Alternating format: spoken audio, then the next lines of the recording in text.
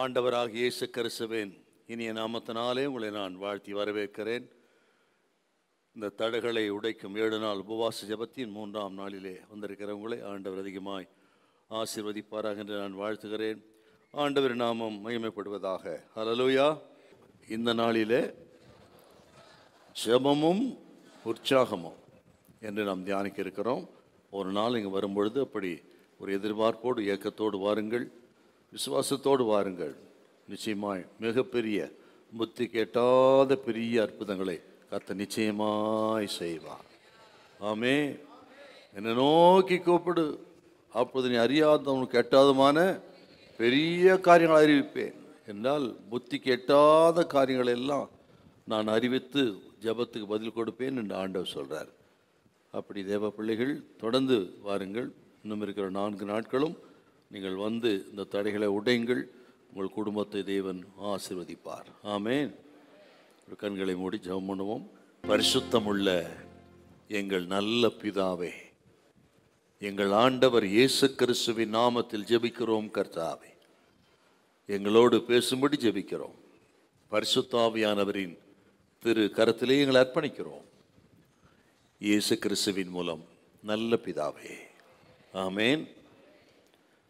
ஜெபமும் உற்சாகமும், prayer and enthusiasm. லூக்கா சுவிசேஷம் 18ஆம் அதிகாரம் முதல் வசனம். லூக்கா சுவிசேஷம் 18:1. சோர்ந்து போகாமல் எப்பொழுதும் ஜெபம் பண்ண வேண்டும் என்பதை குறித்து அவர்களுக்கு அவர் ஒரு உவமையை சொன்னார். ஆண்டவராகிய இயேசு கிறிஸ்து ஜெபத்தை குறித்து இங்கே சொன்ன அற்புதமான ஒரு வார்த்தை. ஜெபத்திலே நீங்கள் சோர்ந்து விடக்கூடாது, பதில் வருகிற வரையிலும் நீங்கள் ஜெபம் பண்ண வேண்டும் என்று சீசர்களுக்கு கற்றுக் கொடுத்த ஒரு அற்புதமான ஒரு வேத பகுதி. சோர்ந்து போகாமல் எப்பொழுதும் ஜெபம் பண்ணுங்கள் அப்படின்னா உற்சாகமாக ஜெபம் பண்ணுங்க என்ற அர்த்தம். எப்பொழுதும் ஜெபம் பண்ணுங்கள். ப்ரே ஆல்வேஸ்,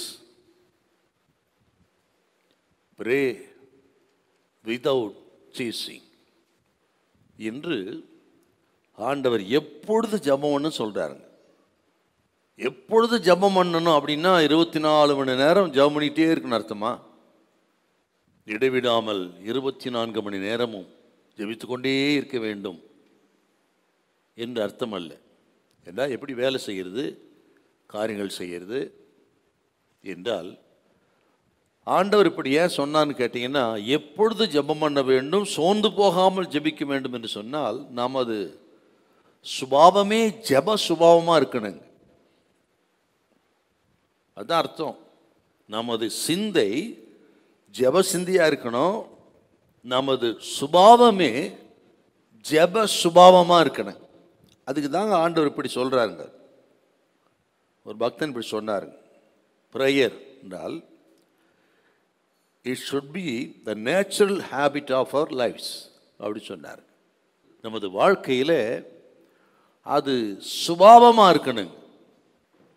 யாரும் ஜெபின்னு சொல்ல வேண்டிய அவசியம் கிடையாது. ஏன் ஜெபிக்கலன்னு யாரும் கேட்கவும் வேண்டிய அவசியம் கிடையாது. என்றால் நமது சிந்தையே ஜெப சிந்தையாக இருக்கிறது. 1 தெசலோனிக்கேயர் 5:17 கொஞ்சம் வாசிங்களேன். இடைவிடாமல் ஜெபம் பண்ணுங்கள். இடைவிடாமல் ஜெபம் பண்ணு அப்படின்னா இதுதான் அர்த்தம். அதுக்கு ஜெப சிந்தையாக இருங்கள், நமது சுபாவமே ஜெப சுபாவமாக இருக்கட்டும் அப்படின்னு சொல்கிறாருங்க.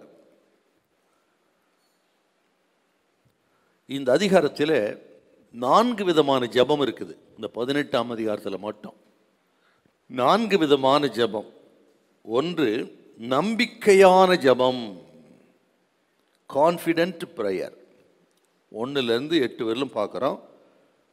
இந்த விதவையின் ஜெபம் நம்பிக்கையான ஜெபம். 2வது 9 முதல் 17 வசனத்தில் அகந்தையான ஜெபம், அரகண்ட் ப்ரேயர். அகந்தையான ஜெபம் அதுதான் அந்த பரிசேயனுடைய ஜெபங்க. அது எப்படி ஜெபம் பண்ணுறான் பார்த்தீங்களா? Arrogant prayer. மூன்றாவது அறியாமையின் ஜெபம்.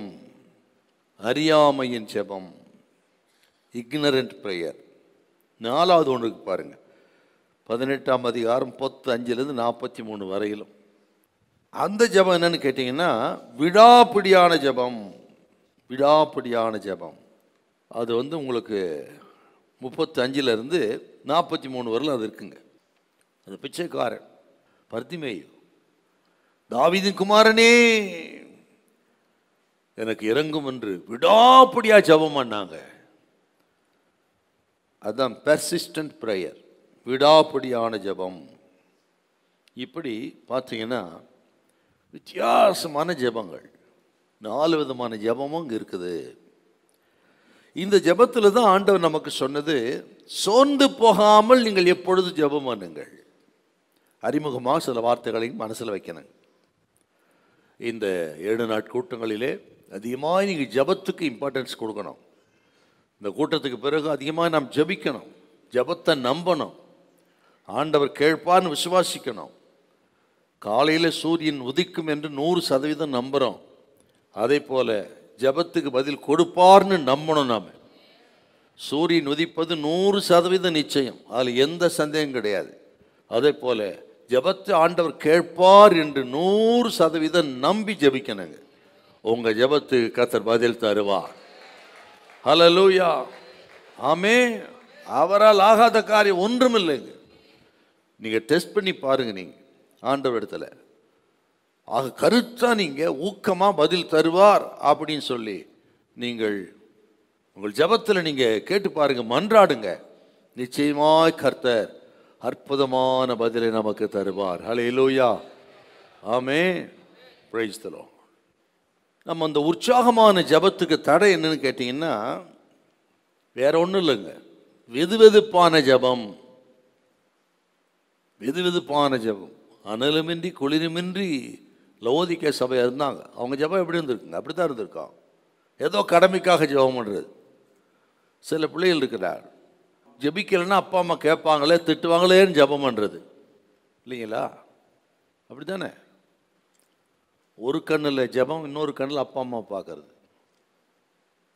இன்னும் சிலர் இருக்கிறாங்க, சகோதரிமாரும் இருக்கிறாங்க அப்படித்தான். ஒரு கண்ணில் கிச்சனில் என்ன வெந்துட்டுருக்குன்னு பார்க்குறது, இன்னொரு பக்கம் ஜெபம். இந்த ஜெபம்லாம் ஒன்று ஈடுபடாது. ஆக கருத்தாக ஜெபம் பண்ணுங்க. ஒன்று கிச்சனில் வேலை செய்யுங்கோ, இல்லைன்னா ஜெபம் பண்ணுங்க. கிச்சனில் வேலை செஞ்சுக்கிட்டே தோத்திரம் பண்ணலாம், அது வேறு விஷயம். ஆனால் ஜெபம்னு வந்துட்டா நீங்கள் ஆண்டவர் ஜெபத்தை கேட்பார், பதில் கொடுப்பார். அப்படி கருத்தா ஊக்கமாக பண்ணுற ஜெபம், அந்த ஜெபத்துக்கு இன்றைக்கும் கர்த்தர் பதில் கொடுக்கிறார். ஹல்லேலூயா, ஆமென். நம்ம ஆண்டவர் எப்பவும் கேட்பாருங்க, எப்பவும் ஜெபத்தை கேட்பார். ஆகவே தான் கருத்தாக ஜெபிக்கணும். நம்ம அப்படி தேவ பிள்ளைகள் வெளியூர் போகும்போது வரும்போது பிரயாணப்படும் பொழுது எல்லாம் ஜெபந்தான். காரில் உட்கார்ந்தா ஜெபம், இறங்கினா ஜெபம், போனா வந்தா ஜெபம் தான். அப்படி ஜெபமே வாழ்க்கை, ஜெபமே சிந்தை, ஜெபமே சுபாவம். அப்படி இருந்தால் எல்லா தடையும் உடைப்பாருங்க. சில தடை ஏற்பட்டால் அது நன்மைக்காகத்தான் இருக்கும். நான் விசுவாசிக்கிற சில தடையா உங்கள் வாழ்க்கையில் ஜெபத்தில் ஆண்டவர் அதிலே ஒரு நன்மை வைத்திருக்கிறார். நீங்கள் விரும்புவது காட்டிலும் சிறப்பாக கொடுப்பார். அதுக்கு தான் இந்த தடை. ஆனால் ஜெபம் ஒரு நாள் கண்டிப்பாக கர்த்தர் கேட்பாரு. விசுவாசிக்கிறீங்களா? இப்போ ஜெபத்துக்கு தடை எதுனா வெதுவெதுப்பான ஒரு ஜெபம், உற்சாகம் இல்லாமல் பண்ணுற ஜெபம், கடமைக்காக பண்ணுற ஜெபம். ஆகவே ஜெபிக்கிற தேவ பிள்ளைகள் ஊக்கமாக கருத்தா நீங்கள் ஜெபியுங்கள். ரோமர் 12ஆம் அதிகாரம் 11வது வசனம். அசதியாய் இராமல் ஜாக்கிரதையாய் இருங்கள், ஆவியிலே அனலா இருங்கள். ஆவியிலே அனலா இருங்கள். நம்ம ஏன் உற்சாகமான ஜெபத்தை ஏறெடுக்கணும்னா, நம்மை ஆளுகை செய்கிற பரிசுத்த ஆவியானவர் எப்படி இறங்கினாரோ அக்கினிமயமான நாவுகளாய் இறங்கினார் அப்போஸ்தலர் 2ஆம் அதிகாரத்தில். ஆகவே ஆவியில் அனலாயிருக்க வேண்டும் என்றால் ஏன்னு கேட்ட, நாம் பெற்றிருக்கிற பரிசுத்த ஆவி அவர் அக்கினிமயமான நாவுகளாய் இறங்கின பரிசுத்த ஆவி. அப்புறம் நீங்கள் ஏசாயா 10:17 வாசித்து பாருங்க. நாம் ஆராதிக்கிற ஆண்டவர் நமது தேவன், அவர் ஒளியிலே இருக்கிறார், அவர் ஒளியாகவே இருக்கிறார். ஒளியிலே இருக்கிற ஒளியாக இருக்கிற தேவனை நாம் சார்ந்து கொள்ள வேண்டும் என்று சொன்னால் நம்ம ஜெபம் வானமண்டலத்தை கிழித்து ஒளியாக தேவனிடத்தில் போய் சேரணும். அதற்கு ஆவியிலே அனலாக இருந்து ஜெபிக்கணும். அதுக்கு பேர் தான் உற்சாகமான ஜெபம். மோசேக்கு ஆண்டவர் முட்செடியின் மத்தியிலே தரிசனமானார். எரிகிற முட்செடி மத்தியிலே அக்கினி மத்தியிலே இருந்து தரிசனமானார் நம்ம பார்க்கிறோம். நமது ஆண்டவர் ஒளியா இருக்கிறார். பக்தனுக்கு ஒளியின் மத்தியிலே அவர் தரிசனமானார். அப்புறம் பார்த்தீங்கன்னா 104 சங்கீதம் 4வது வாசி பார்த்தீங்களா, அவர் தமது ஊழியக்காரரை அக்னி ஜுவாலையாக மாற்றுகிறார். வாசிக்கலாமா? 104:4 சங்கீதம். தம்முடைய தூதர்களை காற்றுகளாகவும் தம்முடைய ஊழியக்காரரை அக்னி ஜுவாலைகளாகவும் செய்கிறார். அக்னி ஜுவாலைகளாகவும் செய்கிறார். அப்படி அவர் ஒளியா இருக்கிறார். நாம் பெற்ற பரிசுத்தாவை அக்னிமயமான நாவகம் இறங்கினா பக்தன் மோசேக்கு அவர் அக்னி மத்தியில் தரிசனமானார். தமது ஊழியக்காரரை அக்னி ஜுவாலாக மாற்றுகிறார் என்றால், அப்படிப்பட்ட நீங்களும் நானும் எப்படி ஜெபிக்க வேண்டும் என்றால் ஆவில அனலாயிருந்து உற்சாகமாய் ஜெபிக்க வேண்டும். ஹல்லேலூயா. பக்தர்கள் அப்படி ஜெபம் பண்ணிக்கிறாங்க.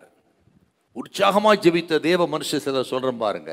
வேதாகமத்தில் எலியாவு யுத்தம் நல்லா தெரியும். யாக்கோபு 5ஆம் அதிகாரம் 17-18 எலியாவின் ஊக்கமான ஜெபம் வானத்தை அடைத்தது, வானத்தை திறந்தது.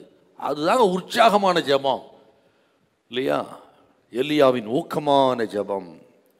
ஆதி அப்போஸ்தலர் ஜெபித்த பொழுது அப்போஸ்தலர் 4:31 இடம் அசைந்தது இல்லையா? இருக்குதா இல்லையா? வாசிங்க பார்க்கலாம். எப்படி ஜெபம் பண்ணி இருக்கணுங்க அவங்க? 4:31 அவர்கள் ஜெபம் பண்ணின போது அவர்கள் கூடியிருந்த இடம் அசைந்தது. அசைந்தது. அப்படி உற்சாகமான ஒரு ஜெபம் அது. கூடியிருந்த இடம் அசைந்தது. நம்ம ஜெபம் பண்ணுவோம், நம்ம தான் ஆச்சரியமே தவிர இடம் அசைய மாட்டாங்க. ஏன் சார் இங்க இடம் அசைந்தது என்றார். அவன் ஜெபத்தை நான் கேட்டேன்னு சொல்றாருங்க. அப்போஸ்தலர் கூடி ஜெபித்த பொழுது தேவ மனிதர்கள், தேவ பிள்ளைகள், விசுவாசிகள் எல்லாம் கூடி அப்படி ஆவில அனலா இருந்து ஜெபித்தால் அந்த இடத்தை அசைத்த தேவன் என்ன சொல்ற, நான் ஜெபத்தை கேட்டேன், அந்த நிமிஷமே பதில் கொடுக்கிறாருங்க என்றார். நமது தேவன் ஜெபத்துக்கு பதில் கொடுக்கிறவர்.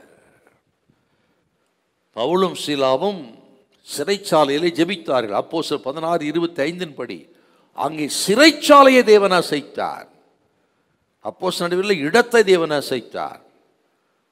பிலிப்பி சிறைச்சாலையிலே சிறைச்சாலை தேவன். அந்த அளவுக்கு ஜெபத்துக்கு வல்லமை இருக்குதுங்க. இடத்தை அசைப்பார், சிறைச்சாலை அசைப்பார், கட்டுகள் எல்லாம் அசைந்து போகும், காவல் விலகி போகும். அது மட்டுமில்லை, அந்த ஜெபம் தான் அந்த இருதய கடினம் உள்ள அந்த சிறைச்சாலைக்கான இருதயத்தை உடைத்தது. அதான் உற்சாகமான ஜெபம். நான் விசுவாசிக்கிறேன், ரொம்ப விசுவாசிக்கிறேன். இந்த 3 நாளும் தேவ சன்னிதானத்தில் வந்து அப்படிப்பட்ட ஒரு ஜெபத்தை நாம் ஏறெடுத்து கொண்டிருக்கிறோம். கடந்த 2 நாளும் ஊக்கமான தடைகளை உடைக்கிற அற்புதமான ஜெபத்தை எடுத்திருக்கிறோம். இந்த 3ஆம் நாளிலும் நான் விசுவாசி எல்லா கட்டுகள் அவிழ்ந்து போகும், எல்லா விலங்குகள் தரிப்பண்டு போகும். அசைக்க வேண்டிய சக்திகளை தேவன் அசைப்பார்.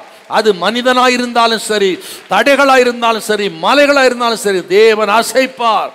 பவுலின் சீலாவின் ஜெபத்தை கேட்டு சிறைச்சாலை அசைத்தவர், ஓ இடத்தை அசைத்தவர், நமக்காக யாவற்றையும் கர்த்தர் அசைத்து விடுவார். விசுவாசித்தா தோத்திரம் பண்ணுங்க பார்ப்போம். பல வருடங்களாக ஜெபிக்கிற ஜெபம் இன்னும் ஒண்ணு அசையலையா? இந்த ஜெப நாட்களுக்கு பிறகு அவர்களை தேவன் அசைக்க போகிறார், அசைக்க போகிறார், குலுக்க போகிறார் ஆண்டவர். ஓ சமுத்திரத்தை குலுக்குகிற தேவன், சமுத்திரத்தை அடக்குகிறவர் மட்டுமல்ல, சமுத்திரத்தை குலுக்குகிற தேவன். அவர் தான் பூமியை குலுக்கினார், சிறைச்சாலை குலுக்கினார். ஓ இந்த 3 நாட்களும் ஜெபிக்கிறோம், இன்னும் ஜெபிக்க போகிறோம். நமக்கு விரோதமான சக்திகளை குலுக்க போகிறார், ஓ உடைக்க போகிறார், அசைக்க போகிறார். கட்டுகள் அவிழ்ந்து போக போகிறது. ரட்சிக்கப்படாத இருதயம் அசைக்கப்பட போகிறது. ரட்சிக்கப்படுவார்கள். நல்ல கைத்தட்டி அப்பாவுக்கு நன்றி செலுத்துங்க. Thank you Holy Spirit. அசைக்கப்படாத உன் பிள்ளையின் இருதயம் அசைக்கப்படும், உன் மகனின் மகளுடைய இருதயம் அசைக்கப்படும். விசுவாசிக்கிற நீங்கள் ஊழியம் செய்கிற பகுதியில் அசைக்கப்படாத மக்கள் அசைக்கப்படுவார்கள். ஹல்லேலூயா, ரட்சிக்கப்படுவார்கள். இந்த ஜெபத்துக்கு பிறகு உங்கள் ஊழியத்தில் பெரிய மாற்றம் உண்டாகும். Thank you Jesus. Thank you Holy Spirit. ஓ இடத்தை உலகத்தை அசைக்கிற ஜெபம். ஆமென். அதான் சொன்னார், ஆவியிலே அனலாயிருங்கள், அவர் நம் ஜெபத்தை கேட்டு அசைக்கிற தேவன்.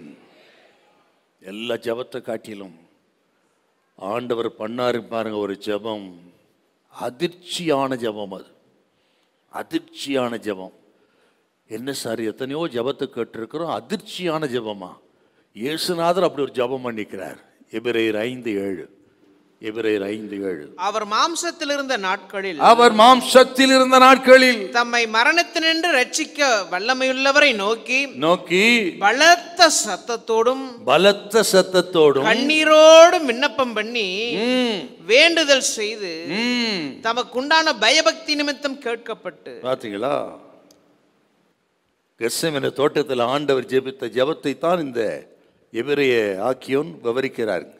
பலத்த சத்தத்தோடும் கண்ணீரோடும் இயேசு விண்ணப்பம் பண்ணினார் என்றால் அதிர்ச்சியான ஒரு ஜெபம். அப்படி நம்ம ஜெபங்கள் இருக்கணும். அதுக்கு தான் தலைப்பு இன்னைக்கு, ஜெபமும் உற்சாகமும். ஹல்லேலூயா.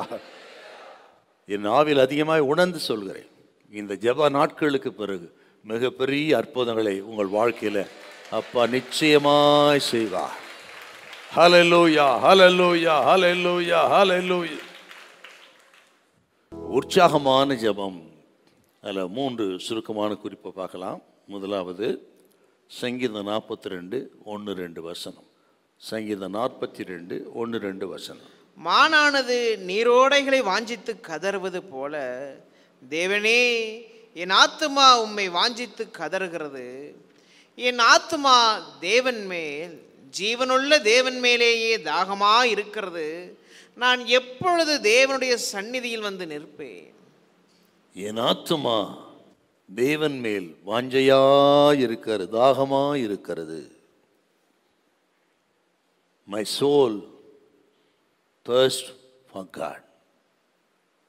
சங்கீதங்களில் இந்த சங்கீதம் ரொம்ப அற்புதமான ஒரு சங்கீதங்க. நேற்று தினத்தை நான் சொன்னேன், 20, 21 சங்கீதமும் ஒன்றுக்கொன்று நேரடியாய் நெருங்கிய தொடர்புடைய சங்கீதங்கள். அதே போல் 42, 43 ஒரு காலத்தில் இந்த 2 சங்கீதம் ஒன்றாவே இருந்திருக்காரு. பிறகுதான் அதை 2ஆக பிரித்திருக்கிறார்கள். ஏன்னு கேட்டால் 2 சங்கீதங்களிலும் சில வார்த்தைகள் அப்படி சேமாக இருக்கும் பாருங்க.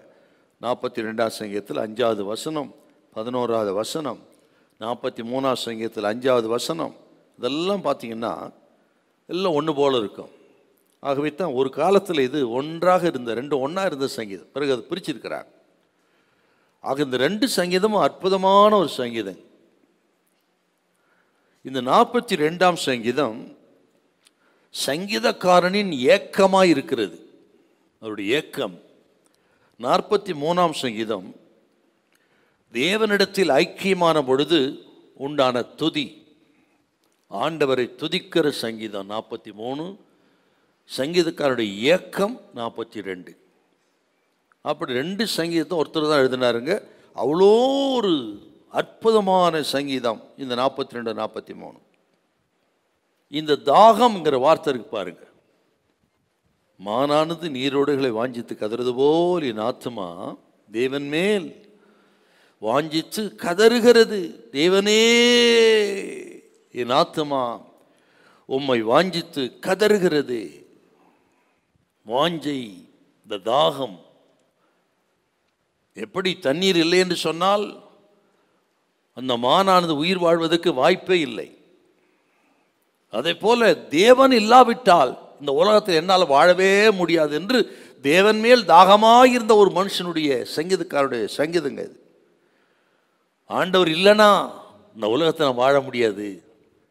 ஒரு மானுக்கு வனாந்தரத்தில் தண்ணீர் இல்லை என்றால் அது உயிர் பிழைக்க முடியாது. அதே போல் ஆண்டவர் இல்லைன்னா நான் வாழவே முடியாது. என் தாகம் வாஞ்சையெல்லாம் ஆண்டவர் தான் என்று ஆண்டவர் மேல் தாகமாக இருக்கிற ஒரு தேவ மனுஷனுடைய சங்கீதங்க இந்த 42, 43. 143ஆம் சங்கீதத்தில் ஒரு வாசம் இருக்கு, 6வது வசனம். கொஞ்சம் வாசிங்களேன். 143, 6. என் கைகளை உமக்கு நேராக விரிக்கிறேன், வறண்ட நிலத்தை போல் என் ஆத்துமா உம்மேல் தாகமாயிருக்கிறது. என் ஆத்துமா உம்மேல் தாகமாயிருக்கிறது.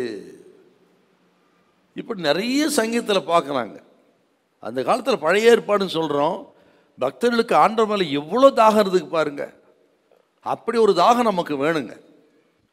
அப்படி தாகம் இருந்தால் அந்த 7 நாளுக்குள்ள தவறாமல் வருவோம், எந்த கூட்டம் இருந்தாலும் சரிங்க. அப்படி இந்த நாட்களில் என்னுடைய ஜெபம் எல்லாம் தேவ ஜனத்துக்கு அப்படி ஒரு தாகம் தேவன் மேலே இருக்க வேண்டும், ஓடி வரணுங்க, இல்லைங்களா? அந்த நாட்களெல்லாம் ஒரு ஸ்பெஷல் மீட்டிங் என்று சொன்னால் நீ நான் போட்டி போட்டுட்டு வருவாங்க, அநேகரை அழைத்து கொண்டு வர. சைக்கிள் தானே, சைக்கிள்லேயே கூப்பிட்டு வருவாங்க. ஒரு சின்ன தாட் வந்துட்டா போதுங்க, வேதத்திலேருந்து ஆழமான ஒரு சின்ன தாட்டை பிரசங்கர் சொல்லிட்டாருன்னா அதையே அடுத்த வாரம் வரலும் பேசிக்கிட்டு இருப்போம். ஒரு வாரம் வரலும் வராதவங்களை பார்த்து சொல்லுவான், நல்ல ஒரு பிரியாணியை மிஸ் பண்ணிட்டியே என்று சொல்லுவோம். சாதாரணமாக சொல்லுவோம். அப்படி வராதவங்களை, கூட்டத்துக்கு வரலன்னா சாதையை தான் வந்து பிரசங்கம் பண்ணுவார். அப்போ நல்ல அழகான தாட்டுலாம் வரும்பொழுது கேட்டு ஒரே புலகாகிதம் எல்லாருக்கும் ஒத்த அதையே பேசுவோம் அந்த வாரம் முழுவதும்.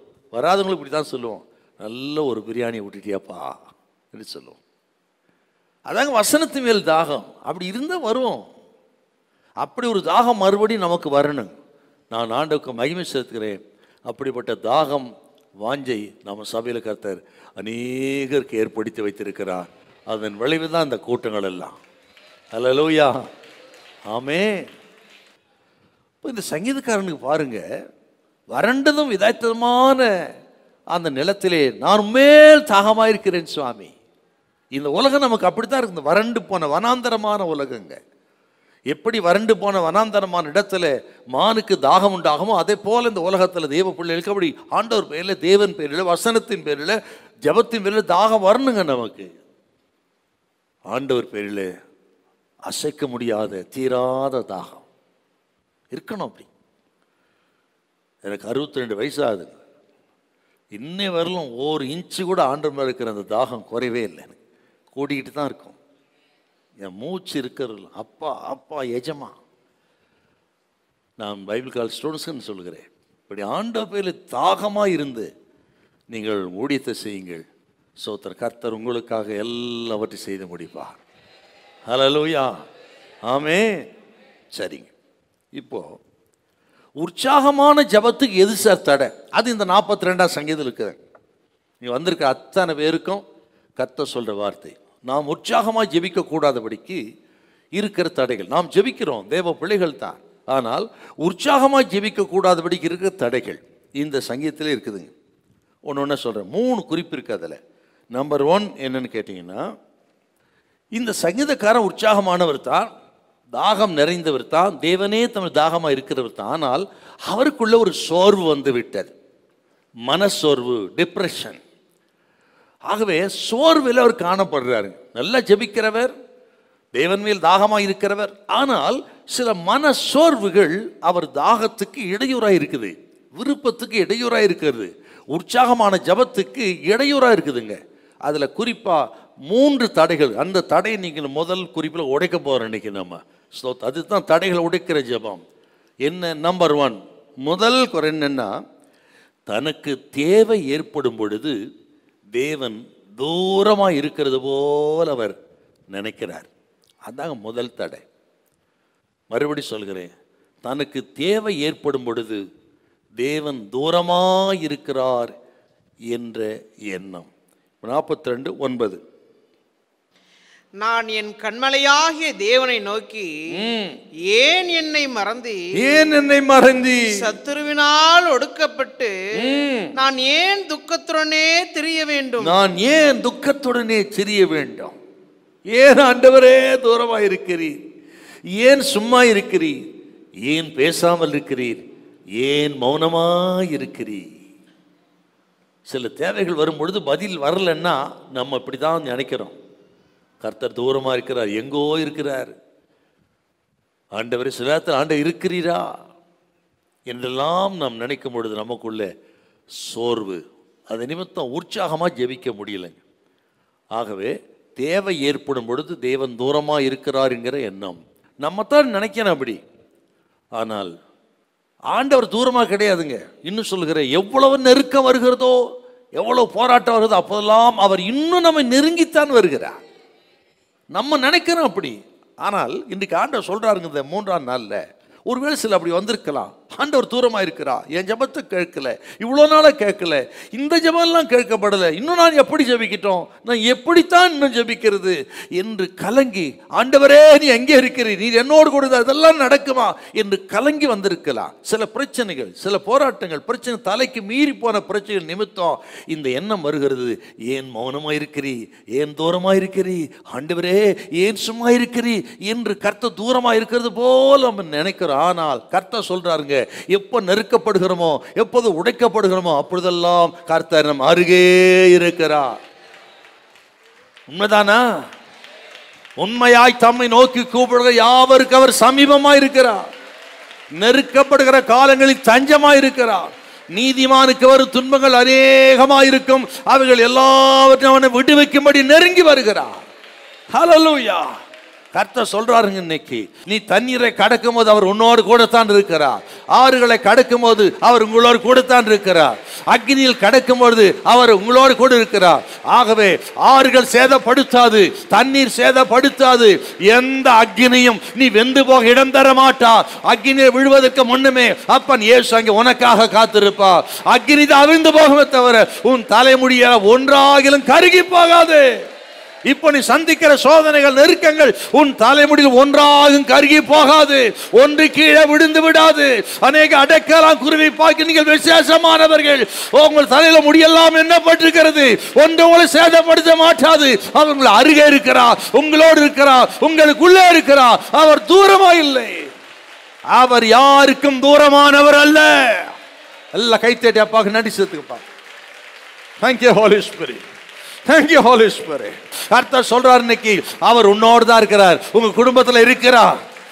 கத்திரி ஜனமே, கத்திரி சகோதரனே, அவர் உன்னோடு இருக்கிறார். பிரதர், சகோதரி, கர்த்தர் உன்னோடு இருக்கிறார், உன் குடும்பத்தில் இருக்கிறார், உனக்குள்ளே இருக்கிறார்.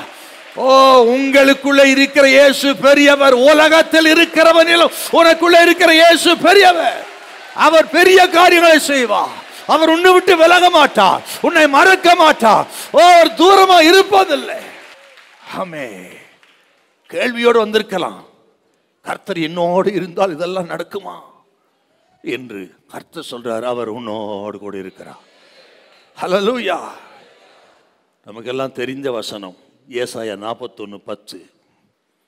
நீ பயப்படாதே, நீ பயப்படாதே, நான் உன்னுடனே இருக்கிறேன், நான் உன்னுடனே இருக்கிறேன். திகையாதே, திகையாதே, நான் உன் தேவன், நான் உன் தேவன், நான் உன்னை பலப்படுத்தி, நான் உன்னை பலப்படுத்தி உனக்கு சகாயம் பண்ணுவேன், உனக்கு சகாயம் பண்ணுவேன், என் நீதியின் வலது கரத்தினால் உன்னை தாங்குவேன். பாத்தீங்களா?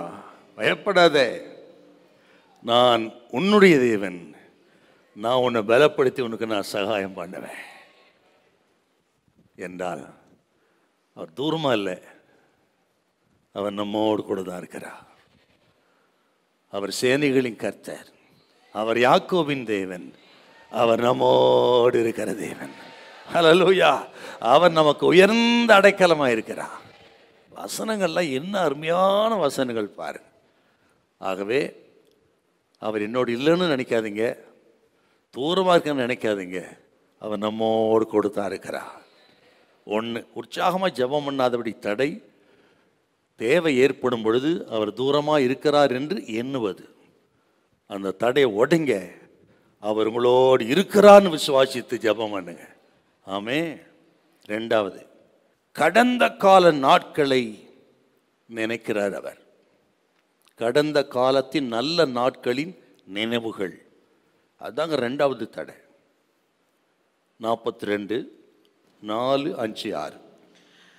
முன்னே நான் பண்டிகையை ஆசரிக்கிற ஜனங்களோட கூட நடந்து கூட்டத்தின் களிப்பும் துதியுமான சத்தத்தோட தேவாலயத்திற்கு போய் வருவேனே. இவைகளை நான் நினைக்கும் போது என் உள்ளம் எனக்குள்ளே உருகுகிறது. இவைகளை நான் நினைக்கும் பொழுது என் உள்ளம் எனக்குள்ளே உருகுகிறது.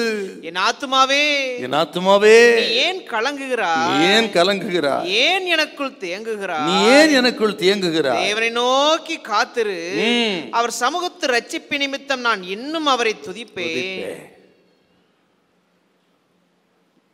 அந்த நல்ல நாட்களை நினைக்கிறார். 122ஆம் சங்கீதம் முதல் வசனத்தின்படி, நாங்கள் தேவாலயத்துக்கு சந்தோஷமாய் போய் வருவோமே என்று வருஷத்துக்கு 3 விசை இஸ்ரவேலர்கள் எருசலேமிலிருந்து தேவாலயத்துக்கு போகணும். பெந்தோகஸ்த பண்டிகை, கூடார பண்டிகை, பஸ்கா பண்டிகை. இந்த 3 பண்டிகைக்கு அவர்கள் எருசலேம் தேவாலயத்தில் போய் பண்டிகை ஆசரிக்க வேண்டும். இந்த சங்கீதக்காரனுக்கு இந்த விசை போக முடியல. உடம்பு சரியில்லையோ அல்ல ஏதோ தடையோ பணம் இல்லையோ தெரியல, போக முடியல. போக முடியாதனால அந்த பண்டிகைக்கு போகிற ஜனங்கள்லாம் பார்க்குறாருங்க. அந்த பண்டிகை நாட்களை நினைக்கிறார். கடந்த வருடங்களில் போனதும் கலந்து கொண்டதுமான மகிழ்ச்சியான நாட்களை நினைத்து அந்த நாட்கள் இப்பொழுது வராதனால கலங்கி அவர் சொன்ன அற்புதமான வார்த்தை, பண்டிகை ஆசிரிக்கிற ஜனங்களோடு கூட தேவாலயத்துக்கு போய் வருவேனே, இப்போ போக முடியலையே. கடந்த காலத்தில் நடந்த நிகழ்ச்சி, அதை குறித்த நினைவுகள் நம்ம ஜெபிக்கக்கூடாதபடி சோர்வை கொண்டு வருங்கள் இல்லைங்களா? சில வருஷத்துக்கு முன்பு பணம் கையில் பொருளும், கூப்பிட்டா 10 பேர் வருவாங்க, கேட்டதெல்லாம் கிடைச்சது, 4 பேருக்கு வாரி வாரி வழங்கியிருக்கிறோம், ஒரு குறையும் இல்லாமல் எவ்வளோ சந்தோஷம் மகிழ்ச்சி. ஆனால் இப்பொழுது எல்லாம் ஒன்றென்பின் ஒன்றாக குறைந்து குறைந்து இன்றைக்கு நான் வெறுமையாய் வந்திருக்கிறேன். முன்பு போல என் வாழ்க்கை இல்லை, என் குடும்பம் இல்லை, என் பொருளாதாரம் இல்லை. ஒரு காலத்தில் எல்லாருக்கும் உதவி செய்தேன், இப்போ ஒன்றும் இல்லாதனால யாருமே என்னை நெருங்கலை, எல்லாம் தூரமாயிட்டாங்க. ஒரு காலத்தில் நான் வேலை செய்தேன், சம்பாத்தியம் பண்ணினேன், இப்போ ரிட்டையர் ஆகிட்டேன், வருமானம் இல்லை எனக்கு. ஆக வீட்டாரே என்னை மதிக்கிறது இல்லை, பிள்ளைகளும் மதிக்கிறது இல்லை. ஐயோ அந்த நாட்களை நினைச்சா என்று கலங்குகிறோம். அன்றைக்கு இதெல்லாம் நம்ம ப்ராக்டிஸ், நம்ம வாழ்க்கை. நான் சொன்னதெல்லாம் ஒருவேளை இன்றைக்கு அப்படிப்பட்ட கடந்த நாட்கள் இருந்த செழிப்பு இன்னைக்கு இல்லாதனால சோர்வடைந்து ஜபத்தையே கூட நிறுத்திருக்கலாம். உங்களுக்காகத்தான் கர்த்தர் பேசுகிறாருங்க, உங்களுக்கு தான் அந்த கூட்டணி நீங்கள் விசுவாசிங்க. ஸ்தோத்திரம். கர்த்தர் சொல்ற அந்த நாட்கள் மறுபடியும் வரும். உன்னை விட்டு போனவர்கள் திரும்பி வருவார்கள், உன்னை தேடுவார்கள், உன் தயவை நாடி வருவார்கள், உன் கரத்தை நாடி வருவார்கள். கர்த்தர் எந்த வயதில் எந்த நாட்களில் எதையும் செய்ய வல்லவராய் இருக்கிறார். அவருக்கு வயது முக்கியம் அல்ல, வருஷங்கள் முக்கியம் அல்ல, சூழ்நிலைகள் முக்கியம் அல்ல, பொருளாதாரம் முக்கியம் அல்ல. எந்த வயதிலும் எதையும் செய்ய வல்லவராகிய தேவன் உன்னோடு கூட இருக்கிறார். உன் ஜெபத்தை துரிதப்படுத்து. ஹல்லேலூயா, பிரைஸ் தி லார்ட். ஐயோ அந்த நாட்கள் திரும்ப வராதா என்கிற ஏக்கம் அது நம்ம ஜெபத்துக்கு எடுக்குதுங்க. இன்னைக்கு தேவ பிள்ளைகள் பார்த்து ஆண்டவர் சொல்றாரு, எல்லாவற்றையும் புறம்பே தள்ளிவிட்டு மறுபடியும் ஜெபத்தை தொடங்க, முழங்கால் படுங்க, உங்களை விட்டு போனதெல்லாம் உங்களை தேடி வரும். விசுவாசிக்கிறீங்களா? எத்தனை பேர் விசுவாசிக்கிறீங்க? கடந்த நல்ல நாட்களை நினைக்கும் பொழுது அந்த மனசோர்வு நமக்குள்ளே தடை கொண்டு வருது. 3வது, அந்த தடையை உடைக்கப்படணும். 3வது, எதிரிகள் நம்மை குறித்து பேசுகின்ற பேச்சுக்கள், எதிரிகள் நம்மை குறித்து பேசுகின்ற பேச்சு. 42ஆம் சங்கீதத்தில் 3வது வசனம், உன் தேவன் எங்கே என்று அவர்கள் நாள்தோறும் என்னிடத்தில் சொல்லுகிறபடியால் இரவும் பகலும் என் கண்ணீரே எனக்கு உணவாயிற்று. அடுத்து 9, 10 வசனமும், நான் என் கண்மலையாகிய தேவனை நோக்கி, ஏன் என்னை மறந்து துருவினால் ஒடுக்கப்பட்டு நான் ஏன் துக்கத்துடனே திரிய வேண்டும் என்று சொல்லுகிறேன். உன் தேவன் எங்கே என்று என் சத்துருக்கள் நாள்தோறும் என்னோட சொல்லி என்னை நிந்திப்பது என் எலும்புகளை உருவ குத்துகிறது போல் இருக்கிறது. அதுதாங்க அவருக்கு மனசோர்வு. அதனால தான் அவர் ஜெபிக்க முடியல அவரால். உற்சாகமாக ஜெபிப்பதற்கு 3வது தடை எதிரிகளின் நிந்தையான பேச்சுக்கள். எதிரிகளுக்கு ஒரு சந்தோஷம் என்னன்னு கேட்டிங்கன்னா, நம்ம எப்படியாகிலும் அழிஞ்சு போகணும், இருக்கிறதெல்லாம் இழந்து போகணும், நடுத்தருவில் அலையணும். இதான் எதிரிகளுடைய ஆசை. அப்படிப்பட்ட நேரங்களிலே நமது வாழ்க்கையில் நடக்கிற சில காரியங்களை பார்த்துட்டு அவன் கேட்குற கேள்வி தான், கோயில்னு ஓடனியே, இன்னாச்சு பார்த்தியா? பைபிள் தூத்திட்டு ஓடனே இல்லை, என்ன பாரு, நான்லாம் அதெல்லாம் ஒன்றும் தேடுறதில்ல, எப்படி இருக்கேன் பாரு. உன் தேவன் எங்கே? நீ தேடின ஜெபம் பண்ணி ஆலயத்துக்கு போய் தேடின உன் தேவன் எங்கே என்று சத்துருக்கள் நம்மை பார்த்து கேட்கும் பொழுது அது உருவக்குத்துகிறது போல் இருக்கிறது. அப்போதான் நம்ம எரியாமலே சோர்வு நமக்கு. நான் ஜெபம் பண்ணி என்ன பிரயோஜனம்? நான் இத்தனை நாள் ஜெபம் பண்ணி என்ன ஒன்றும் இல்லையே சாமி என்று ஒரு காலகட்டத்தில் ஜெபத்தையே நிறுத்திடும். அருமையான கத்திரி பிள்ளைகளே, இந்த சங்கீதக்காரன் வாழ்க்கை அதோடு முடியலை. அது ஒரு சின்ன காலகட்டம் தான். ஒரு நாள் வந்தது, இழந்த எல்லாவற்றையும் பெற்றுக்கொண்டார். சோத்தர் 40 வருஷம் நல்ல ஆட்சி செய்து ஆண்டவருக்கு பிரியமான ராஜாவாக மாறினாருங்க. ஆகவே தான் கர்த்தர் சொல்கிறார், இன்னைக்கு இந்த சோர்வை இன்னைக்கு உடைக்கணும். நீங்கள் மற்றோடைய பேச்சு, நிந்தை, அவமானம் உங்களுடைய ஜெபத்தை தடுத்திருந்தா அந்த எல்லாத்தையும் நீங்கள் உடைச்சி, நான் ஆராதிக்க என் தேவனை கைவிட மாட்டார், என்னை நடத்துவார், அவர்கள் முகத்தில் வெட்கத்தை பூசுவார். ஓ, என் தலைமேல் சூரியன் உதிக்கும், என் தலைமேல் வெளிச்சம் பிரகாசிக்கும். ஓ, அவர்கள் முகத்திலே வெட்கத்தை அனுபவிக்க கர்த்தர் வல்லவர், அவரால் கூடும், அவரால் அது கூடும் என்று நீங்க விசுவாசித்து தோத்திரம் பண்ணுங்க. எல்லா தடைகளை உடைப்பார், மன சோர்வுகளை உடைப்பார். ஹல்லேலூயா. உன் ஜெபத்துக்கு பலன் உண்டாகும், உன் ஜெபம் கேட்கப்படும், கர்த்தர் உங்களை கைவிட மாட்டார். உடைக்கணும். நல்ல தோத்திரம் பண்ணுங்க பார்ப்போம். யார் என்ன சொன்னாலும் நம்பாதீங்க, ஆண்டவரை நம்புங்க, ஆண்டவர் விசுவாசிங்க. ஓ, அந்த நல்ல நாட்கள் திரும்ப வரும் என்று கர்த்தர் சொல்லுகிறார். கர்த்தர் சொல்லுகிற ஒரு தீர்க்கதரிசன வார்த்தையை சொல்லுகிறேன். கர்த்தர் நம்மை நினைத்திருக்கிறார், அவர் நம்மை ஆசீர்வதிப்பார். கர்த்தர் நம்மை நினைத்திருக்கிறார், அவர் நம்மை ஆசீர்வதிப்பார். உன் ஜெபங்களை நினைத்திருக்கிறார், உன் கண்ணீரை நினைத்திருக்கிறார், உன் போராட்டம் நினைத்திருக்கிறார், ஆண்டவருக்காகப்பட்ட பாடுகளை நினைத்திருக்கிறார். அவர் இந்த நாட்களில் உன்னை ஆசீர்வதிக்கிறார். ஹல்லேலூயா, ஹல்லேலூயா. இதை உன் சத்துருக்கள் கண்கள் காணும், அவர்கள் தங்கள் பல்லை கடித்து கரைந்தே போவார்கள். கர்த்தர் உன் தலையை உயர்த்துவா, உன் தலை கத்தை உயர்த்துவா.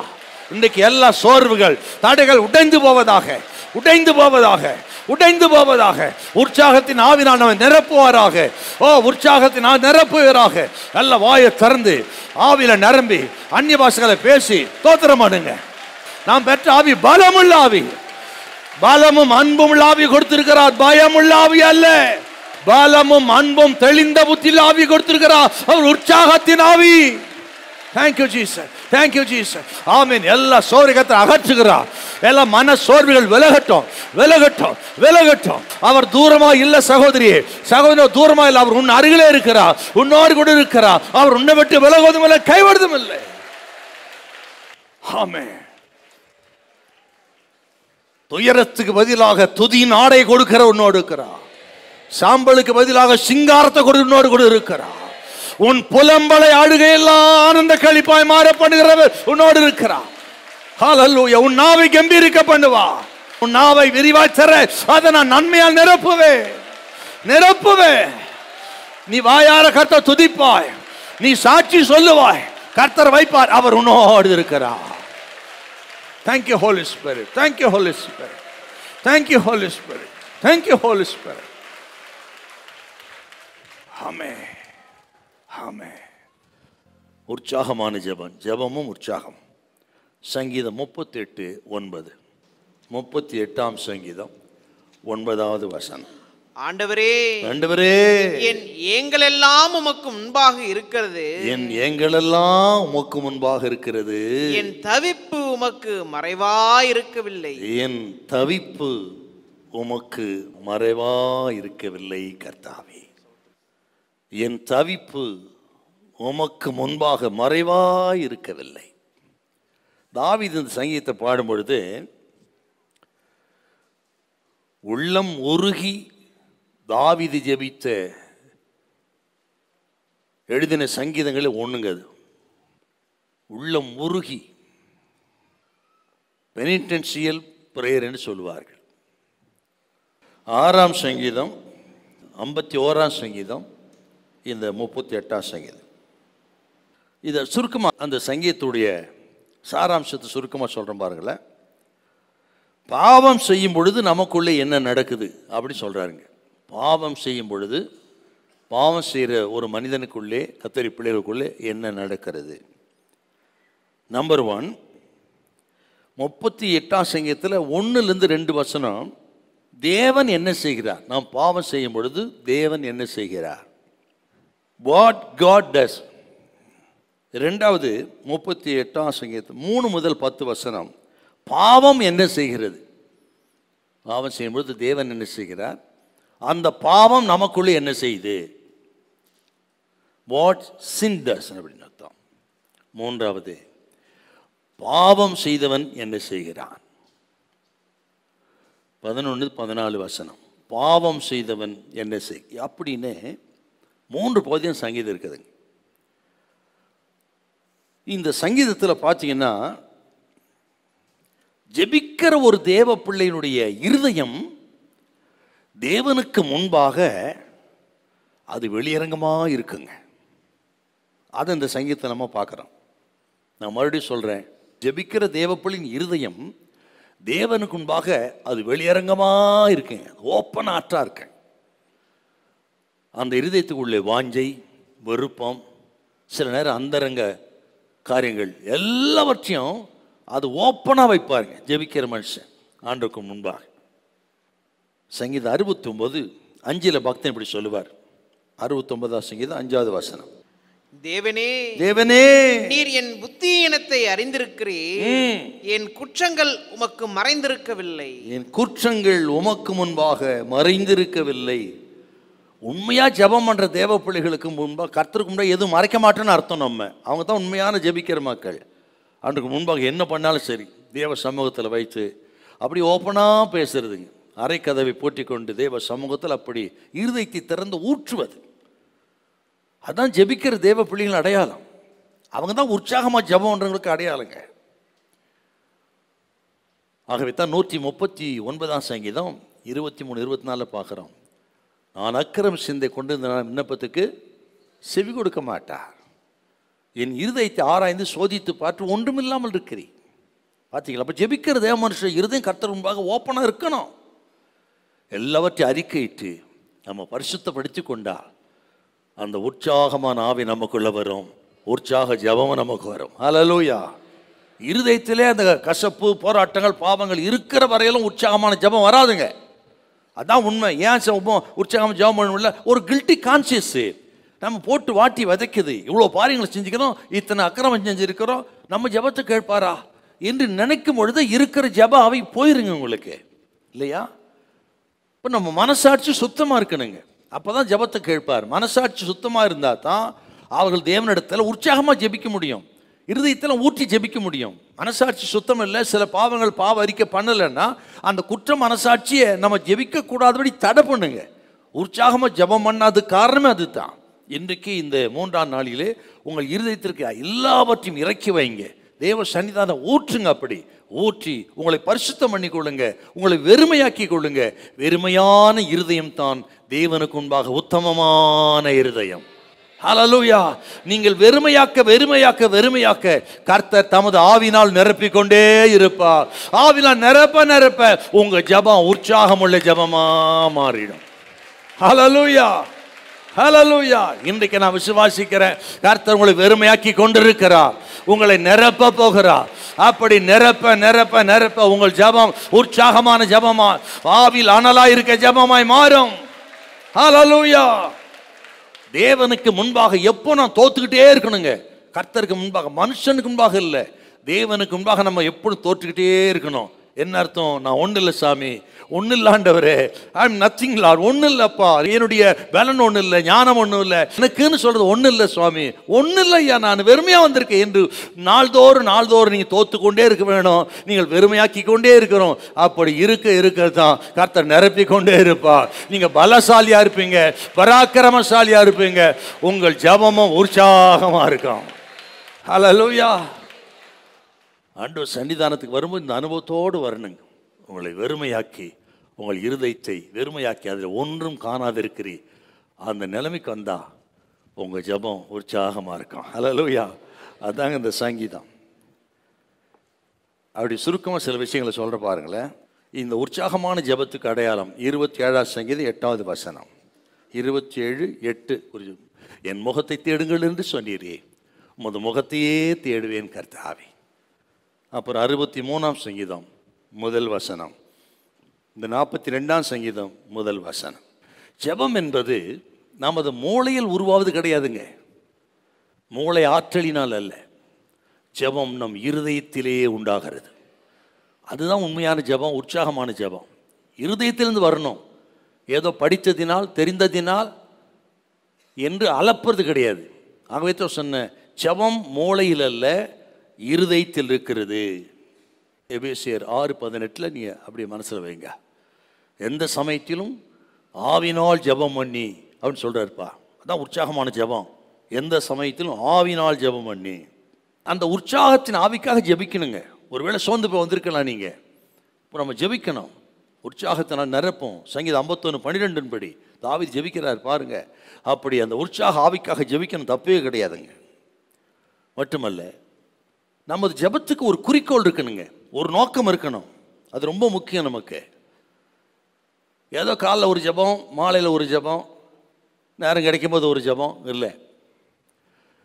நேரம் கிடைக்கும் போது ஜெபிக்கிற ஜெபம் அல்ல, நேரத்தை ஒதுக்கி ஜெபிக்கிற ஜெபம். ரெண்டுக்கு வித்தியாசம் இருக்கா இல்லையா? டைம் கிடைக்கும் போது ஜெபம் பண்ணுறது வேறங்க, அது உற்சாகமான ஜெபம் கிடையாது. ஜெபத்துக்கென்று ஒரு நேரத்தை ஒதுக்கி எல்லா வேலையை விட்டு அந்த நேரத்தை ஜெபத்தில் செலவிடுவார். காலையில் இன்னும் 6 மணிலேருந்து 7 மணி ஜெபம் முடிச்சிட்டிங்களா, எந்த வேலையும் இருக்கக்கூடாது, ஜெபந்தான். இரவு நேரத்தை இந்த குறிப்பிட்ட நேரம் ஜெப நேரம் என்றால் எதுவும் தடையாக இருக்கக்கூடாதுங்க.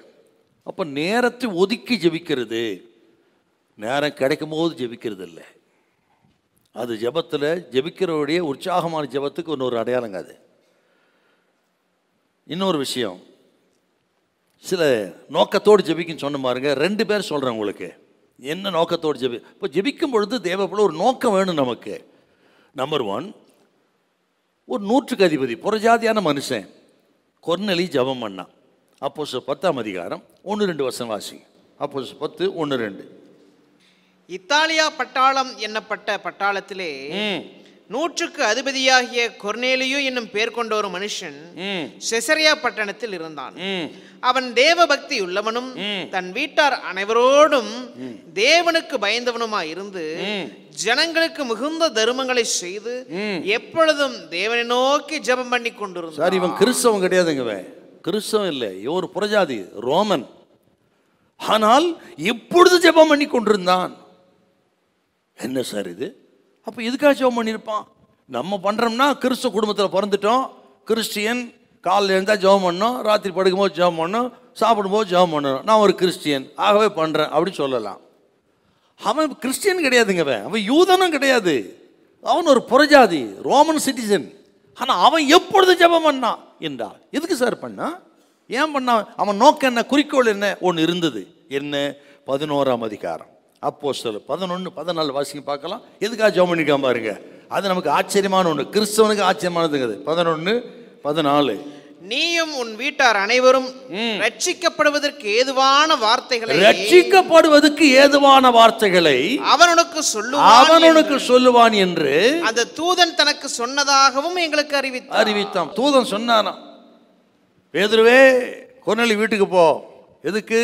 ரட்சிப்புக்கு ஏதுவான வார்த்தையை சொல்லு. ஏனென்றால் கொர்நேலியு ரட்சிப்புக்காக ஜெபம் பண்ணி கொண்டிருக்கிறான். பார்த்தீங்களா? தன் குடும்பத்தாரின் ரட்சிப்புக்காக ஜெபித்தா ஒரு புறஜாதி ரோமன் சிட்டிசன் 100க்கு அதிபதி. அவனுக்கு ஒரு குறிக்கோள், என் குடும்பம் ரட்சிக்கப்பட வேண்டும். இல்லையா? நம்ம ரட்சிக்கப்பட்டா அடுத்த நிமிஷமே இந்த தாட்டு வரணும், என் குடும்பத்தில் அப்பா ரட்சிக்கப்படலை, அம்மா ரட்சிக்கப்படலை, ஃப்ரெண்ட்ஸுங்க ரட்சிக்கப்படலை, இந்த தாட்டு வரணுங்க நமக்கு. சிறைச்சாலைக்காரன் ரட்சிக்கப்பட்டுட்டான், பாட்டு நடிச்சு எல்லாம் பார்த்துட்டு உடனே அவங்க சொல்கிறாங்க, கர்த்தராகிய இயேசு கிறிஸ்து விசுவாசி, அப்படி நீயும் உன் வீட்டாரும் ரட்சிக்கப்படுவீர்கள். நான் ரட்சிக்கப்படுறதுக்கு என்ன சாமி, என்னங்க செய்யணும்? நான் கர்த்தராகிய இயேசு கிறிஸ்து விசுவாசி, அப்பொழுது நீயும் வீட்டார் ரட்சிக்கப்படுவீர்கள் என்றால் ரட்சிக்கப்பட்ட ஒரு தேவ ஜனம், தேவ பிள்ளைகள், அடுத்த நமது குறிக்கோள், நமது நோக்கம், நமது விருப்பம் எல்லாம் நம்ம குடும்பம் ரட்சிக்கப்படணும். இந்த நாளிலே 3ஆம் நாளில் உங்கள் குடும்பத்தில் யார் ரட்சிக்கப்படலை, எவ்வளோ நேரம் ஜெபம் பண்ணுறீங்க நீங்கள்? உங்கள் சந்ததி, உங்கள் குடும்பம், உங்கள் வீடு இருக்க இடம், அந்த இடங்களில் ஜெபியுங்கள். நாங்கள் தினந்தோறும் காலையிலும் மாலையிலும் எங்கள் வீடு ஏரியா இருக்க பகுதிக்காக ஒரு ஜெபம் பண்ணிட்டு தான் இருப்போம். ஆண்டவரே, சுற்றி இருக்க எல்லா மக்களையும் ரட்சிங்க சாமி, ஜெபிச்சு கூட தான் இருக்கிறோம். அப்படி ஜெபிங்கள். இப்போ திருச்சபையில் எல்லா மக்களும் இந்த பட்டணம் ஜெபம் பண்ணா கண்டிப்பா கர்த்தர் கேட்பாரு. இந்த பட்டணம் ரட்சிக்கப்படும். நமது கண்கள் அதை காணும். ஹல்லேலூயா, ஆமென்.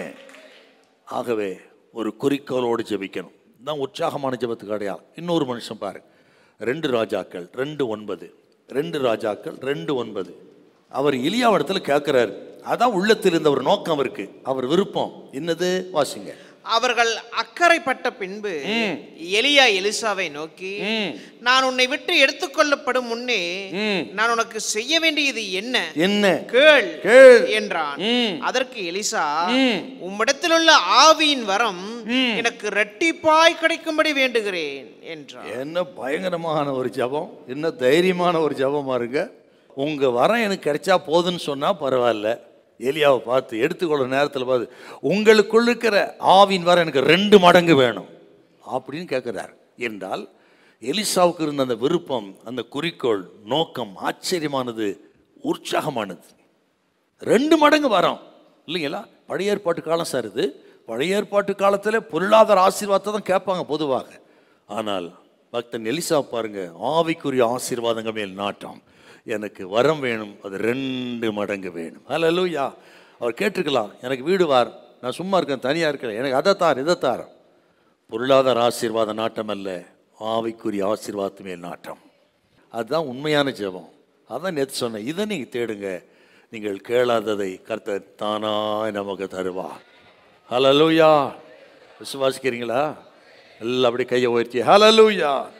அந்த குறிக்கோள் நிறைவேற கூட நிறைய தடை வருதுங்க. அவரும் தடைகள் உடைச்சிருக்காருங்க. நீங்கள் 2ஆம் அதிகாரத்துக்கு பாருங்க. எலியா சொல்றாரு, எலிசாவே இன்னைக்கு நான் போகணும், நான் எரிகோவுக்கு போக வேண்டும், யோர்தானுக்கு போகணும், கில்காலுக்கு போகணும், நீ இங்கே ஏறு. அவர் சொல்றாரு, நோ, நீ எங்கே போனாலும் வருவேன். கில்காலா, யோர்தானா, எரிகோவா, பெத்தேலா, நீங்கள் போகிற இடத்துலாம் வருவேன். எனக்கு 2 மடங்கு வர வேணும். என்ன அற்புதமான தேவம்! எங்கே போனாலும் விட மாட்டேன். ஏன்? எனக்கு 2 மடங்கு வரேன். அப்புறம் அந்த தீர்க்கதரிசி புத்திரங்க சொல்கிறாங்க. என்ன சொல்கிறாங்க பாருங்க, 2 ராஜாக்கள் 2:5 வாசிங்களா. அவங்க என்ன சொல்கிற பாருங்க. எரிகோவிலிருந்து தீர்க்கதரிசிகளின் புத்திரர் எலிசாவினிடத்தில் வந்து, இன்றைக்கு கர்த்தர் உனக்கு தலைமையாய் இருக்கிற உன் எஜமான உன்னை விட்டு எடுத்துக்கொள்வார் என்பது உனக்கு தெரியுமா என்று அவனை கேட்டார்கள். அதற்கு அவன், எனக்கு தெரியும், எனக்கு தெரியும், சும்மா இருங்கள். நீங்க சும்மா இருப்பா, மைண்ட் யுவர் பிசினஸ். சும்மா எனக்கு தெரியும், எனக்கு 2 மடங்கு வர வேணும். அதன்படியே எலியா எடுத்துக்கொள்ளப்பட்ட பொழுது, விழுந்து சால்வை பெற்றுக்கொண்ட பொழுது 2 மடங்கு வரங்களை பெற்று எலியாவாய் காட்டில் 2 மடங்கு அற்புதங்களை செய்த தேவ மனுஷன். ஹல்லேலூயா. உங்க நோக்கம், குறிக்கோள் சரியா இருக்குமானால் எதையும் கொடுக்க கர்த்தர் வல்லவராயிருக்கிறார். ஹல்லேலூயா, ஹல்லேலூயா. இந்த குறிக்கோள் இல்லாத திருப்புத்திர 50 பேர், அவன் கரையில் நின்றுட்டு இருக்கிறான். அவன் நின்னவன் தாங்க, ஒன்றும் இல்லாமல் வெறுமையா பார்த்துக்கிட்டு தான் நின்னான். அவர்கள் பார்வையாளர்கள். எலிசாவோ செயல்படுகிற ஒரு வீரனாய் மாறினான். எலிசா பெற்றுக்கொள்ளுகிறவன், அவர்கள் பார்வையாளர்கள். நான் விசுவாசிக்கிறேன், இந்த 3 நாள் வந்திருக்கிறீங்க அத்தனை பேரும் பெற்றுக்கொள்ளுகிற கூட்டம், வராதவங்க பார்வையாளர் கூட்டம். பார்த்துக்கிட்டே இருக்க வேண்டியதுதான், நம்ம சாப்பிட்றத பார்த்துக்கிட்டே இருக்க வேண்டியதுதான். ஆமே, வாஞ்சை. ஆகவே தான் இந்த குறிக்கோளோடு ஜெபிக்கணும். எப்படி ஜெபம், சில ஜெபமான தேவ மனுஷனை சொல்கிறேன் பாருங்களேன், அவங்க எப்படிலாம் ஜெபம் அப்படியே லைட்டாக சொல்கிறேன் பாருங்களேன். நீங்கள் யாத்திரா 32:32 நல்லா தெரியும். மோசேயின் ஜெபம், என் ஜனங்களின் பாவங்களை மன்னித்தருளுகிறார், மன்னித்தருளும், இல்லாவிட்டால் என் பெயரை புஸ்தகத்திலிருந்து கிறுக்கி போடும். என்ன ஒரு விருப்பமான ஜெபம் பார்த்தீங்களா, உற்சாகமான ஜெபம். என் ஜனங்களின் பாவங்களை மன்னித்தருளும் கர்த்தாவே, நான் நரகத்து போனாலும் பரவாயில்ல. அற்புதமான ஜெபம். ஆபிரகாம் ஆதியாகமம் 18:22 வாசித்து பாருங்க. லோத்து காப்பாற்றப்பட வேண்டும், இவருக்கு விரோதமாக செயல்பட்டவன் தான், விட்டு பிரிந்து போனவன் தான். ஆனால் அவனுக்கு ஒரு ஆபத்து வரும் பொழுது திறப்பின் வாசலில் நிற்கிறார் பாருங்க. லோத்துவை அவன் குடும்பத்தை காப்பாற்றும் கர்த்தா. பின்னும் ஆபிரகாம் கர்த்தருக்கு முன்பாக நின்றிருந்தான். என்ன அற்புதமான ஒரு வார்த்தைங்க. நோக்கம், லோத்துவும் அவன் குடும்பம் காப்பாற்றப்பட வேண்டும். அதுதாங்க நோக்கம் நமக்கு. யாக்கோபு ஜெபம் ஆச்சரியமானது. 32:26 படி, நீர் என்னை ஆசீர்வதித்தால் ஒழிய உம்மை நான் விட மாட்டேன். அவருக்கு என்ன ஆசீர்வாதம் இல்லையாங்க? அவர் ஆசீர்வாதம் அவரே சொல்றாருங்க. 2 பெரிய பரிவாரங்களை உடையவனானே, கோலும் கையுமா இந்த யோர்தானை கடந்து போன 20 வருஷம் முன்னாடி அதே யாப்போக்கு நதிகர் வந்திருக்கிறேன் இப்போ என்று சொன்னால், இப்போ எனக்கு 2 பெரிய பரிவாரங்கள் இருக்கிறது. ஆடு மாடு மிருக ஜீவங்கள் அத்தனையும் இருக்குது. பெரிய செல்வ சீமானா வந்திருக்கா. இப்போ எதுக்கு சார் ஜெபம் பண்றாரு அவர்? என்னை நீர் ஆசீர்வதிக்க வேண்டும். ஆசீர்வதித்தான் இருக்கிறாரு என்றால் வேறொரு ஆசீர்வாதம் இருக்கிறது, அதை நாடுறார். அதுதான் ஆவிக்குரிய ஆசீர்வாதம். யாக்கோபு ஆவிக்குரிய ஆசீர்வாதம் நாட்டமான ஜெபம் பண்றார். ஆகவே தான் யாக்கோபு என்று சொல்லப்பட்ட இந்த பழைய மனுஷன் பேரை மாற்றி இஸ்ரவேல் தேவனுடைய பிரபுன்னு மாத்துறாருங்க. அதன் பிறகு யாக்கோபு ஆவிக்குரிய மனுஷனாகவே வாழ்வார். பார்த்தீங்களா என்ன அற்புதமாக தேவ மனுஷ ஜெபங்க. அப்படி நமது வாழ்க்கையிலே அப்படி உற்சாகமாக ஜெபிக்கிற தேவ பிள்ளைகள் எல்லாம் இப்படி ஜெபிக்கணும். ஆவிக்குரிய காரியங்களுக்காக நீங்கள் மன்றாடி ஜெபிக்கும் பொழுது உங்கள் ஜெபத்தை நிச்சயமாக கேட்பார். 2 மடங்கு வரங்களை கற்றுக் கொடுப்பார். கர்த்தர் உங்களை கைவிடவே மாட்டார். இங்கே இருக்கிற தேவ மக்களுக்கு வரங்கள் மேல் நாட்டம் வேணும். நமக்கு அப்படி கேட்டு பாருங்க, நிச்சயமாக கர்த்தர் தருவார். விசுவாசிக்கிறீங்களா? விசுவாசிக்கிறீங்களா? 3வது ரோமர் 15:32. ரோமர் 15:32. நீங்கள் தேவனை நோக்கி செய்யும் ஜெபங்களில் நான் போராடுவது போல நீங்களும் என்னோட கூட போராட வேண்டும் என்று நம்முடைய கர்த்தராகிய இயேசு கிறிஸ்துவின் நிமித்தமும் ஆவியானவருடைய அன்பின் நிமித்தமும் உங்களை வேண்டிக் கொள்ளுகிறேன். ஜெபங்களில் என்னோடு கூட நீங்களும் போராட வேண்டும். தாங்க உற்சாகமான ஜெபங்கள், சாதாரணமான ஜெபம் கிடையாது. ஜெபங்களில் என்னோடு கூட நீங்கள் போராட வேண்டும். இந்த போராடுதல், ஸ்ட்ரைவ், இந்த வார்த்தை இருக்கு பார்த்தீங்களா, இதுக்கு என்ன அர்த்தம்னு கேட்டிங்கன்னா ரொம்ப சூப்பராக இருக்குங்க. நம்ம சாதாரணமாக சொல்லிட்டு போயிடுறோம். இந்த ஸ்ட்ரைவ், போராடுதல் அப்படின்னா, ஒரு ஓட்டப்பந்தய வீரன் தன் பலன் அனைத்தையும் கொடுத்து ஓடுவது. எப்படி ஆகிலும் பரிசு பெறணும்னு சொல்லி ஒரு ஓட்டப்பந்தய வீரன் தன் பலன் முழுவதையும் செலவழித்து ஓடுவது, அதுக்கு பேர் தான் போராடுதல். ஜெபத்தில் அப்படி போராடணுமா? தன் பலம் முழுவதையும் செலவழித்து மன்றாடி ஜெபிக்கிற ஜெபம். அப்புறம் இன்னொரு அர்த்தம் இருக்கு அதுக்கு. இந்த ஸ்ட்ரைவ்னா சேர்ந்து மல்யுத்தம் பண்றது, பாக்ஸிங், ரெஸ்லிங், சேர்ந்து மல்யுத்தம் செய்வது. இதுக்கு அப்படி வந்து ஜெபம் பண்ணணுமா? நம்ம மல்யுத்தம் பண்ணுகிறோம், எப்படி தாக்குவான், அதே போல சத்துருவின் சகல தடைகளை, அரண்களை நிர்மூலமாக்குறது போல மன்றாடி ஜெபிக்கிற ஜெபம். அதுதாங்க போராடுதல், ஸ்ட்ரைவ். இதே வார்த்தை இன்னொரு இடத்துல வருது. அந்த வாசிச்சா உங்களுக்கு ரொம்ப ஈஸியாக புரியும். கொலோசியர் 4:12. எப்பாபிராவின் ஜெபம். கொலோசியர் 4:12. எப்பாபிராவும் உங்களுக்கு வாழ்த்துதல் சொல்லுகிறான். உங்களை சேர்ந்தவனும் கிறிஸ்துவின் ஊழியக்காரனுமாகிய இவன் நீங்கள் தேவனுக்கு சித்தமானவைகள் எல்லாவற்றிலும் தேறினவர்களாயும் பூரண நிச்சயம் உள்ளவர்களாயும் நிலை நிற்க வேண்டும் என்று தன் ஜெபங்களில் உங்களுக்காக எப்பொழுதும் போராடுகிறார். அப்படி ஜெபம் பண்ணுங்க. எப்பொழுதும் போராடுகிறான் எப்பாபிரா. அதுக்கு பேர் தாங்க ஸ்ட்ரைவ், போராடுதல். போராடுதல். இந்த ரோமர் 15:32ங்கிறது போராடி ஜெபம் பண்ணுங்கிறது தேவனிடத்தில் சண்டை போட்டு வாங்கிறது இல்லை. நல்லா கவனிக்கணுங்க. நமது தேவைகளை தேவனிடத்தில் சண்டை போட்டு வாங்கிறது இல்லை. சில சொல்லி நான் கேள்விப்பட்டிருக்கிறேன், ஆண்டவத்தை நான் சண்டை போட போகிறேன்னு. அப்படிலாம் தப்பாலாம் சண்டை போடாதீங்க. நிறைய பேர் சொல்லி நானே கேள்விப்படுறேன், ஆண்டை விட போகிறதில்லை, நான் சண்டை போட போகிறேன் ஆண்டவரத்தில். அப்படிலாம் சொல்லலைங்க. ஆண்டவர் இப்படி சண்டை போட போட்டிட்டு போங்க அப்படி அவர் சொல்லிடுவார்.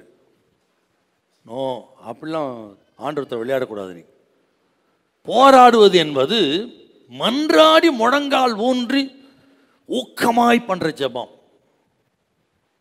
அதுக்கு பேர் தாங்க ஸ்ட்ரைவ், போராடுதல்.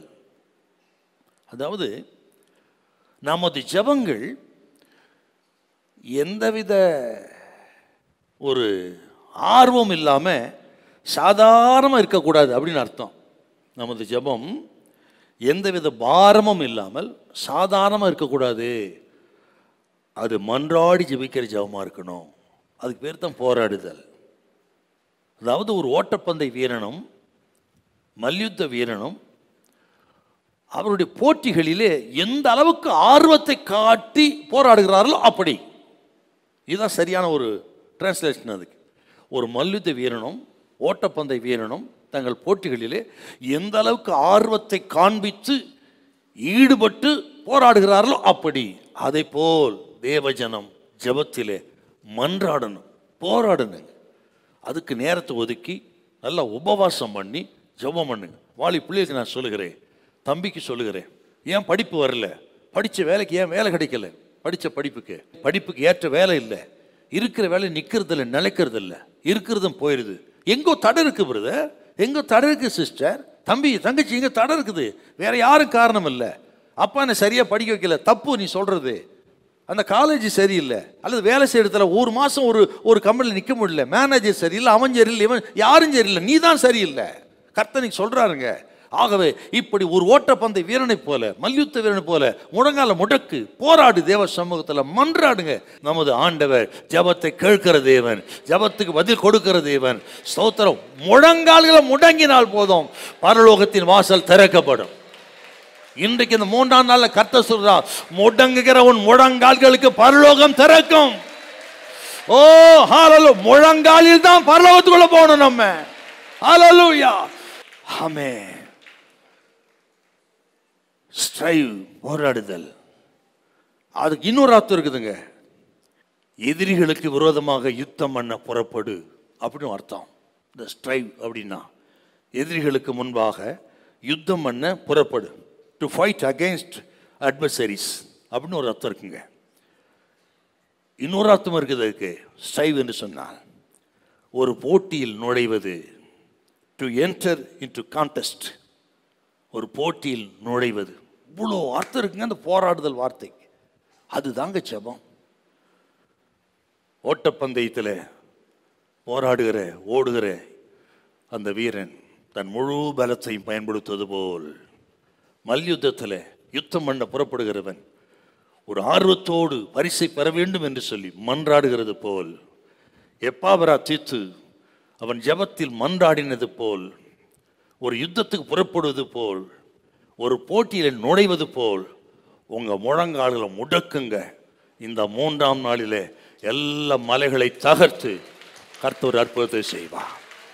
உங்க முழங்கால்களுக்கு பலன் உண்டு. ஹalleluya. நல்ல கையை தட்டி தோத்திரம் பண்ணுங்க பாப்போம். எந்த அளவுக்கு தோத்திரம் பண்ண முடியுமோ தோத்திரம் பண்ணுங்க. ஜெபம் ஒரு யுத்தம், ஜெபம் ஒரு ஆயுதம். சத்துருவுக்கு விரோதமான போர் ஆயுதம் ஜெபம். ஜெபம் ஒரு யுத்தகலம். கர்த்தர் சொல்ற, இந்த யுத்தகலத்தில் உனக்கு வெற்றி உண்டாகும், சாத்தானுக்கு தோல்வி உண்டாகும். சாத்தான் தோற்று போவான். பல வருஷமாய் போராடுகிற சாத்தானுக்கு இன்றைக்கு தோல்வி உண்டாகும். நம்முடைய கர்த்தராகிய இயேசு கிறிஸ்துவினாலே நமக்கு ஜெயம் கொடுக்கிற தேவனுக்கு ஸ்தோத்திரம். ஹalleluya. நல்ல வாயத்தரம் தோத்திரம் பண்ணுங்க. எல்லா தடைகளை உடைப்பார், வெற்றியை கர்த்தர் கொடுப்பார். ஓட்ட பந்தயத்தில் வெற்றி, மல் யுத்தத்தில் வெற்றி, ஓ எதிரியோடு கொண்ட யுத்தத்தில் வெற்றி, போட்டியில வெற்றி, ஓ ஜெயத்தை இன்றைக்கு 3 நாளில் கொடுக்கிறார். எடுத்துக்கொள்வான், ஜெயத்தை எடுத்துக்கொள்வான், எடுத்துக்கொள்வான், எடுத்துக்கொள்வான். விசுவாசத்தோடு யாரையும் பார்க்காதீங்க, யாரும் கண்ணை மூடி யாரையும் பார்க்காம, ஓ உங்க முழங்கால்கள் மன்றாடட்டும். இன்றைக்கு எல்லா சோர்வு என்ற தடைகளை உடைக்கிறார். உங்களுக்கு விரோதமா இருக்க சாத்தான அரண்களை கர்த்தர் உடைக்கிறார். இன்றைக்கு வெண்கல கதவுகளை முறிக்கிறார் கர்த்தர். ஹalleluya. வானம் வெண்கலமா இருக்கிறதா? இன்றைக்கு திறக்கப்படுவதாக, வானம் திறக்கப்படுவதாக, இயேசுவின் நாமத்தில் வானம் திறக்கப்படுவதாக. இன்றைக்கு நீங்க உணர்வீங்க, ஓ ஒரு புதிய அபிஷேகத்தையும், ஜெபத்தில் ஒரு வல்லமையும், ஒரு தேவ பிரசன்னத்தையும், இனம் புரியாத ஒரு வல்லமை உங்க சரீரத்தில் நீங்க உணர்வீங்க. நீங்க இப்ப உணர்வீங்க. ஓ பரலோகம் திறக்கிறது, பரிசுத்தாவின் வல்லமை இறங்கி வருகிறது. Thank you Jesus, thank you Jesus. இருள் விலகுகிறது, வெளிச்சம் உண்டாகிறது. அவர்களை காத்த நிழல் விலகி போய்விட்டது. அநேக குடும்பத்தில் இருக்கிற இருள் விலகுகிறது, வெளிச்சம் உண்டாகிறது. இயேசுவின் நாமத்தில் வெளிச்சம் உண்டாவதாக. Thank you Jesus, thank you Jesus, thank you Holy Spirit. Hallelujah. ஆமென். உங்கள் உற்சாகமான ஊக்கமான ஜெபம், முழங்கால்களை முடக்கி மன்றாடுகிற ஜெபத்துக்கு மிகுந்த பலன் உண்டு. நம்புறீங்களா நீங்க? ஹல்லேலூயா. என்னை நோக்கி கூப்பிடு, அப்பொழுது நீ அறியாததும் உனக்கு எட்டாததுமான பெரிய காரியங்களை அறிவிப்பேன். இந்த ஜெப நாட்களுக்கு பிறகு உன் புத்திக்கு எட்டாத ஒரு அற்புதத்தை கர்த்தர் செய்ய போகிறார். என் ஆவில உணர்ந்து சொல்கிறேன், ஓ, உன் புத்திக்கு எட்டாத ஒரு அற்புதத்தை கர்த்தர் செய்ய போகிறார். தம்பி, தங்கச்சி, சகோதரரே, சகோதரியா, ஒரு புத்திக்கு எட்டாத அற்புதத்தை, ஊழியக்காரரே, ஓ, உன் புத்திக்கு எட்டாத ஒரு அற்புதத்தை கர்த்தர் உனக்கு செய்ய போகிறார். ஹல்லேலூயா. அப்படியே ரிசீவ் பண்ணி தோத்திரம் பண்ணுங்க, கைத்தடி. Praise the Lord. Hallelujah. Hallelujah. ஜெபமும் உற்சாகமும். நிறைய தேவ மனுஷர் சொல்லியிருக்கேன், உங்களுக்கு நிறைய உதாரணங்களை சொல்லியிருக்கிறேன். ஆகவே சோர்ந்து போகாதீங்க, விட்டுடாதீங்க. முழங்கால்களை தொடர்ந்து முடக்குங்கள். புத்திக்கு எட்டாத அற்புதத்தை கர்த்தர் நிச்சயமாய் செய்வார். ஹல்லேலூயா. பரிசுத்தமுள்ள நல்ல பிதாவே, உமக்கு நன்றி செலுத்துகிறோம். ஆண்டவரே, இந்த 3ஆம் நாளிலும் பேசின எல்லா வார்த்தைகளுக்கு ஸ்தோத்திரம். இன்றைக்கு அநேக இருளை விலக்கி இருக்கிறீர், அநேக தடைகளை உடைச்சிருக்கிறீர். ஸ்தோத்திரம். புத்திக்கு எட்டாத அற்புதத்தை நீ செய்ய போகிறீர். நாங்கள் விசுவாசிக்கிறோம். செய்ததுக்காய் ஸ்தோத்திரம். இந்த பிள்ளைகளுக்கு நல்ல சுகம், பலன், ஆரோக்கியத்தை தரட்டும். வேலை வருமானங்களை ஆசீர்வதியும். ஸ்தோத்திரம். கர்த்தர் உன்னை எல்லா தீங்குக்கு விலக்கி காப்பார். கர்த்தர் உன் ஆத்துமாவை காப்பார். உன் போக்கை வரத்து இது முதற்கொண்டு என்றென்றைக்கும் காப்பார் என்று மனதார வாழ்த்தி ஆசீர்வதிக்கிறேன். தொடர்ந்து எங்களை வழிநடத்தும் கர்த்தாவே, இயேசு கிறிஸ்துவின் மூலம் நல்ல பிதாவே. என் ஆத்துமாவே கர்த்தரை ஸ்தோத்திரி.